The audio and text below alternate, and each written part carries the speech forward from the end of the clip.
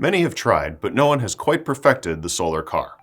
The average vehicle spends most or all of its time outside, either in use or parked, and with more than 6 million electric vehicles now present on American roads, many auto companies have been captivated by the prospect of capturing the energy of the sun to provide a boost in range. One of those is Nissan, which recently unveiled a concept that pairs its all-electric Ariya model with solar panels. Nissan says the project hopes to target the ambitious question that many have posed over the years: what if electric vehicles could charge themselves? Unveiled in time for Clean Energy Day in January, the concept features an array of flat photovoltaic panels on the Ariya's hood, liftgate, and roof, visible to the eye but not adding bulk. According to Nissan, the panels cover more than 40 square feet combined and can convert the sun's energy into electricity that is fed back into the Ariya's battery pack. The automaker claims its real-world testing shows the panels are capable of adding more than 14 miles of range to the vehicle on a sunny day. While that may sound inconsequential, consider the average American vehicle is driven just 37 miles per day. Nissan says this could amount to reducing charging frequency for drivers by up to 65%.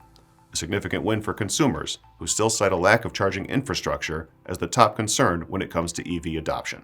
Whether this vehicle ever finds its way to production, however, is still a big question. Solar cars have faltered in the past over issues of cost, weight, and durability, and it's unclear whether Nissan has addressed them with its latest concept. I'm Andy Zoll. This is Manufacturing Now.